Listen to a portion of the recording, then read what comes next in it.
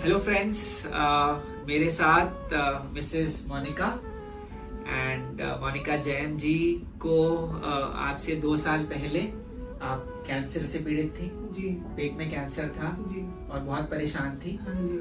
और ये हमारे पास आई थी 2 साल पहले और हमने इनकी सर्जरी करी थी।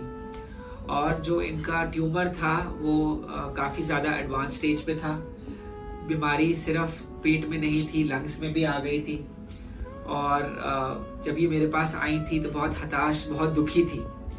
और आज ये जब मुझसे मिलने आई, 2 साल पहले हमने इनका ऑपरेशन किया था, और आज जब ये मुझसे मिलने आई तो मैं इतना खुश हुआ इनको देख के, और मैं आप लोगों को बयान नहीं कर सकता। और मुझे लगा कि मैं आप लोगों के सामने इनको लेके आऊं क्योंकि जो पेशेंट जिसको कैंसर होता है वो और उसके जो परिवार के सदस्य होते हैं वो एक तरह से टूट जाते हैं जब उनको पता चलता है कि ये शब्द ही इतना डरावना है कि लोगों को जब पता चलता है कि ये कैंसर वर्ड, तो पूरा एकदम दिल जो है वो टूट जाता है। तो मैं इनको आपके सामने इसलिए लेके आया हूँ दोस्तों कि इसमें भी होप है कि अगर आपको ये खतरनाक बीमारी हो भी गई है तब भी अगर हम इसका सही तरह से इलाज करें तो इंसान एक नॉर्मल जीवन जी सकता है। तो मोनिका जी, आपको कैसा लग रहा है? आप क्या कहना चाहते हैं दर्शकों को? मैं ये कहना चाहूंगी सबको कि कैंसर एक ऐसी चीज है जिसको सुन के सब इतने ऑफ हो जाते हैं कि उनकी अंदर से जीने की इच्छा ही खत्म हो जाती है। और मैं और मेरे सिर्फ 2 बच्चे हैं, ये मेरा बेटा है और एक मेरी बेटी है। हम इतना टूट चुके थे कि हमने जीने की उम्मीद ही छोड़ दी थी। लेकिन जब हम डॉक्टर साहब के पास आए, इन्होंने हमें मतलब इतनी हमारी जिज्ञासा बढ़ाई, हमारे इतना हौसला किया, इतना हौसला दिया, हमें इतना हौसला दिया कि मेरे पास शब्द नहीं है वो चीज बयान करने के लिए।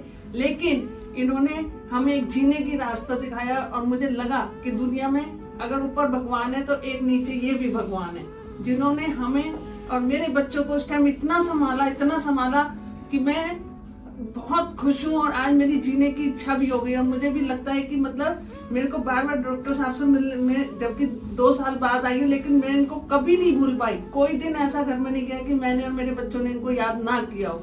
इन्होंने इतना हौसला बढ़ाया, हमारा को इतना अच्छा ट्रीटमेंट दिया।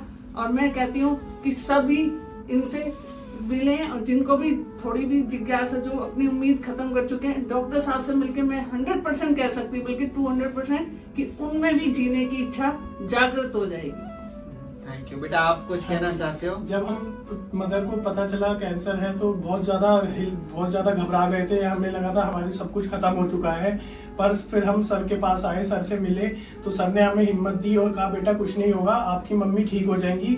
और मम्मी को भी बहुत मोटिवेट किया, बहुत स्पिरिट दी हमें। टाइम पे टाइम उन्होंने, सर ने बहुत अच्छे से सपोर्ट किया कि आप नहीं घबराइए मत, ये कोई कैंसर जैसा इतना बड़े वर्ड को उन्होंने इतना छोटा बना दिया, उसको ऐसे ऐसे ट्रीट किया जैसे बहुत नॉर्मल कुछ नहीं है, ये कोई भी बड़ी बीमारी नहीं है।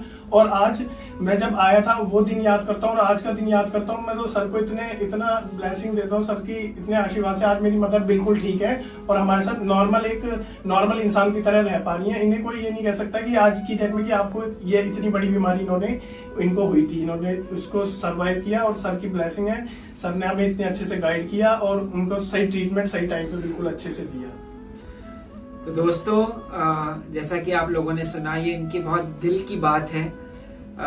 एक हताशा थी, सब खत्म हो चुका था और आज इनकी मम्मी और ये हमारी पेशेंट बिल्कुल नॉर्मल है, एक नॉर्मल जीवन जी रही हैं। तो अगर किसी को, आपके परिवार में कोई, आपके मित्र को ये कैंसर जैसी बीमारी है तो एकदम होप मत लूज करिए, है ना। आप एक सही डायरेक्शन, एक सबसे इम्पोर्टेंट चीज होती है कि एक सही राह मिल जाए कि किस रास्ते जाना है, और अगर हम वो सही राह पकड़े तो हम बिल्कुल ठीक भी हो सकते हैं। Thank you.